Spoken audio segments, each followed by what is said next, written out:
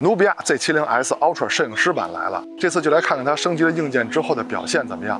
本期重点如下，推荐大家仔细去看。由于现在这台手机还是工程版固件，等它升级到正式零售版固件的时候，我们也会安排它跟其他的手机进行对比。手机自从有了多摄以来，中兴努比亚是第一个做光学35毫米人文主摄的，一枝独秀的做了很多年，现在也有其他厂商跟进了。这也算是它开宗立派之后也不能说是开枝散叶了，只能说是好的设计总是惺惺相惜。说到好的设计，这次的摄影套装也是非常好看的。它不但可以把这台手机组装成一台相机的样子，还可以通过卡口转接各种镜头和滤镜。当然，本次测试呢是针对这台手机本身，并不包括外接的镜头和滤镜。Z70S Ultra 升级的硬件，换了更大的主摄感光器。那后面呢，你们也会看到它的真实表现。非常开心的看到越来越多的朋友能参与到摄影中来，他们把自己拍摄的照片都上传到了视频回复里边。是你们上传的这一张张的照片，真正的带着大家参与到摄影中来，也是你们上传的这一张张的照片，正在塑造着我们的节目，让我们 ZPH 与众不同。更要感谢的是您的点赞和加关注，尤其是加关注，这是让我们这档节目不停更、继续更新下去的动力，所以就非常感谢大家了。那下面就看看本期摄影环节哪些网友的摄影作品入选了吧。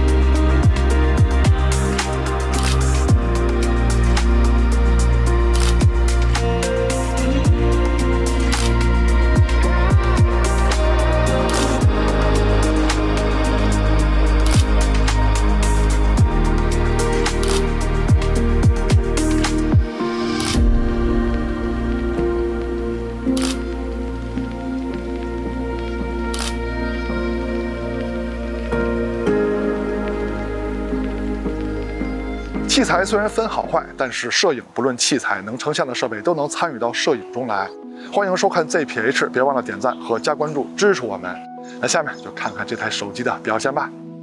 手机的后摄3颗镜头，等效35毫米的主摄，13毫米的超广角，85毫米的长焦。但这颗长焦的光学焦段呢是等效70毫米的，85毫米是特殊优化焦段。拍摄界面在默认状态下给了3个变焦按钮，其中超广角呢，它在默认状态下给的是18毫米的数码变焦，实际上超广角的视角呢是13毫米。手机的侧面有一个实体的相机按键，这个按键在熄屏的状态下长按就可以进入人文街拍模式，在拍摄的时候半按对焦，全按拍摄。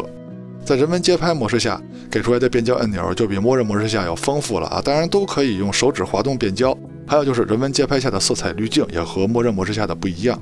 视频录制中依然有我喜欢的预录制功能，这个功能呢是给喜欢钓鱼、喜欢拍摄闪电的朋友预备的。这个功能有2个选项，一个是保留前面10秒和20秒，只要你一直拍摄，当鱼儿上钩或者看见闪电之后，你只要点击2次录制按钮就可以停止录制了。不管你录制了多长时间，1个小时也好，2个小时也好，真正保存下来的视频只有10秒或者20秒，而且肯定包括你想录下来的瞬间。还有人文街拍的超广角里依然有致敬哈苏叉潘这台相机的超宽画幅选项。那下面就看看这台手机每一颗镜头的光学表现怎么样了。我们还是先从主摄开始聊起。主摄当然是等效35毫米光学人文焦段了，但是这次主摄的底升级了，变大了，1.3英寸了。现在看的就是其他手机的主摄23、24焦段和这台手机35毫米焦段在视角上的对比。35毫米的视角更窄一些，那视角的不同意味着什么呢？之前我们就说过虽然说人的双眼视角还是很广的，但是人在看事物、看景物的时候呢，都是用刨去余光的主视角去看的，在这个主视角内出现的景物才能被称之为看到。而35毫米镜头的视角就和人的主视角很接近，所以35毫米镜头呢，它很适合拍摄人文题材，也被称为人文镜头。所有的镜头厂商、手机厂商都会生产大量的各种型号、各种价格的35毫米镜头，就是因为玩摄影的人很喜欢它。这里还有一个知识点，50焦段是跟人眼的透视关系很像的，就是看东西时候的近大远小的关系是很接近的。还有呢，就是85焦段，也是 Z70S Ultra 摄影师版的长焦镜头焦段。人在凝视的时候，刚才说了，人的主视角是和35毫米很接近的，但是人在凝视的时候，也就是在仔细看的时候，视角是跟85镜头的视角很接近的，所以85焦段呢也是个经典焦段。当然了，这是长焦环节的话题，咱们一会儿再说。那下面咱们就来看看这颗新主摄的光学性能怎么样啊？放大看呢，肯定是中心画质是没有问题的，最关键的是边角画质的表现也很不错。边角画质跟中心没有什么区别，那说明这颗新镜头的整个镜组的光学质量也是很优秀的。再看一张测试样片啊，对了，它的成像色彩大家喜欢吗？我觉得还行啊，看着挺柔和的，挺自然的。同样的，中心解析力跟边角画质都很优秀。主摄是有5000万像素高清模式的，但是跟默认模式的1600万像素比啊，解析力的提升并不明显。画面的观感上，高清模式的稍微柔和一点。再说超广角镜头，这颗超广角的实际光学焦段是等效13毫米，咱在拍摄界面中默认的是18毫米。现在看到的是主摄35毫米跟超广角18毫米的视角差距。由于超广角的光学焦段是13毫米，默认状态下的18毫米呢是数码变焦。那这个时候拍出来的照片呢，画面中心还是有涂抹感的，边角画质也有所下降。那如果用13毫米光学焦段去拍摄的话，画质就会正常很多。边角画质相对于中心来说呢，确实是有下降的，但是对于13毫米这么广的超广角来说，这颗超广角的镜组光学质量还是可以的。那至于默认状态下18毫米的成像表现呢，这肯定跟它数码变焦有关。由于这台手机还是工程版固件，等升级到正式零售版固件的时候，我们在对比节目中也会看看它有没有什么提升。超广角是有5000万像素高清模式的，但是高清模式呢就只有18毫米一个焦段了，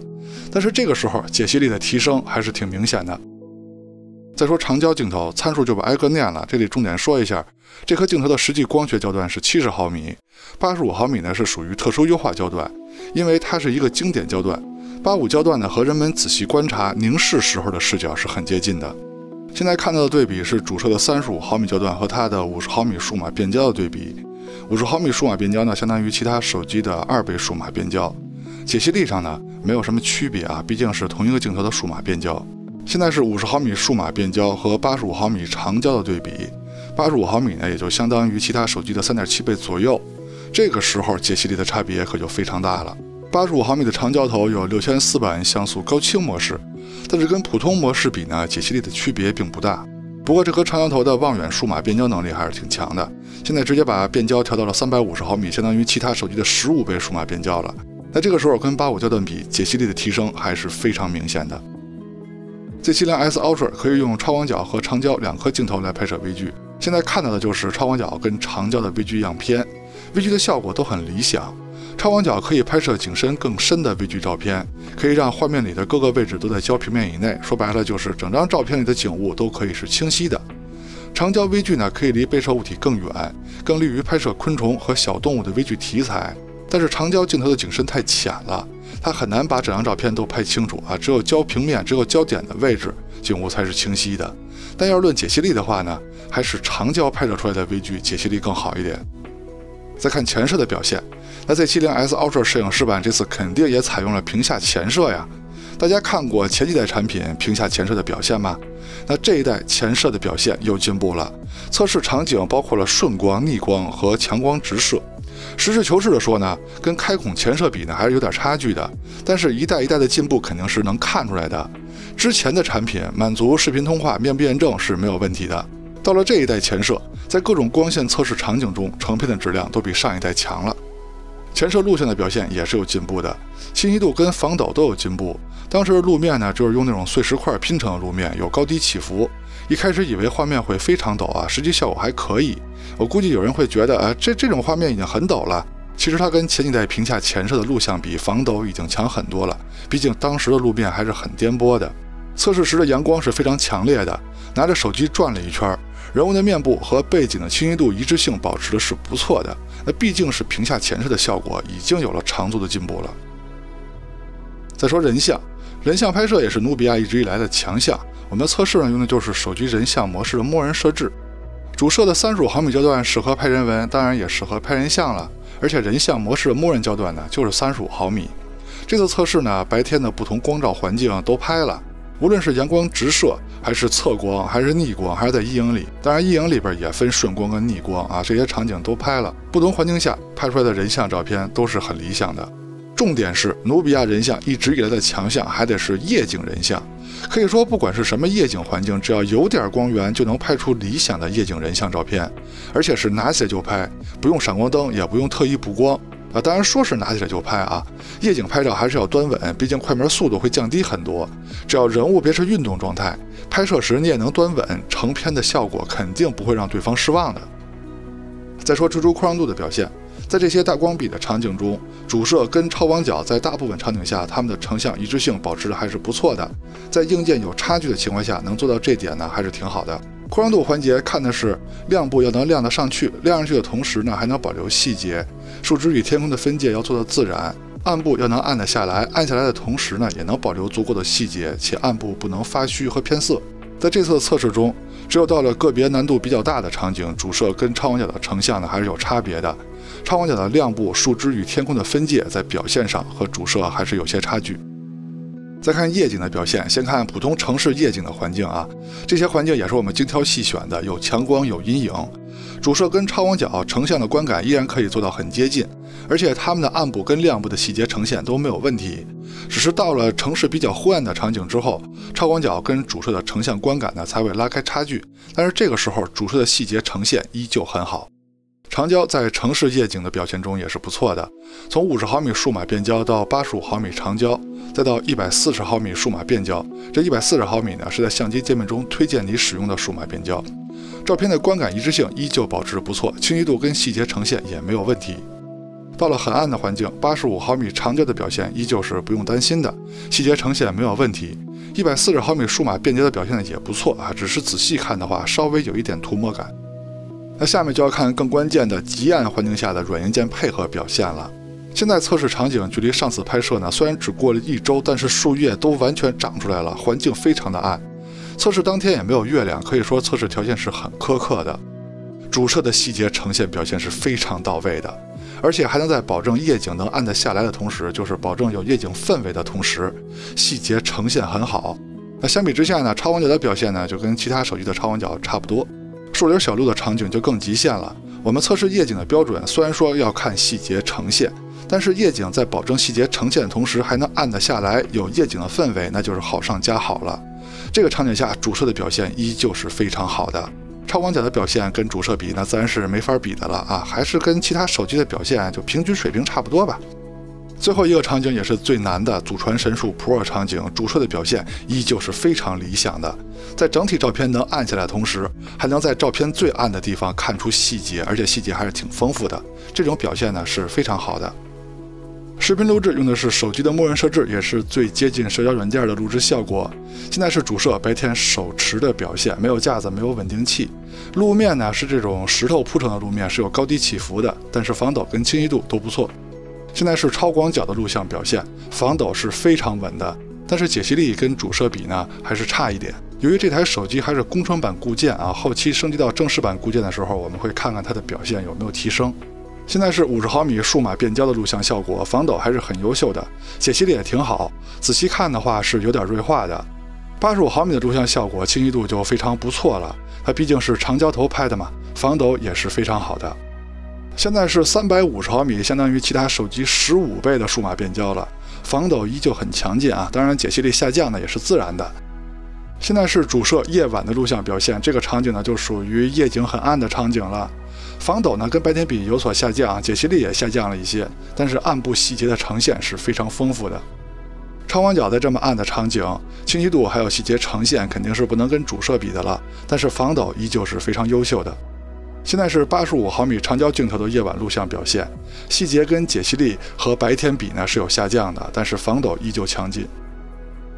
Z70S Ultra 摄影师版的造型设计依旧沿用了努比亚的经典设计，外观辨识度是极高的。还是那句话，采用屏下前摄技术，让手机的正面看起来很整，背面的设计让手机看起来很猛，整体就是一台个性化非常强的手机，肯定让你在一众机海中显得与众不同。那说到工业设计，说到外形好不好看，这次加装了摄影特装之后的 Z70S Ultra 是不是更好看了呢？我个人还是很喜欢的。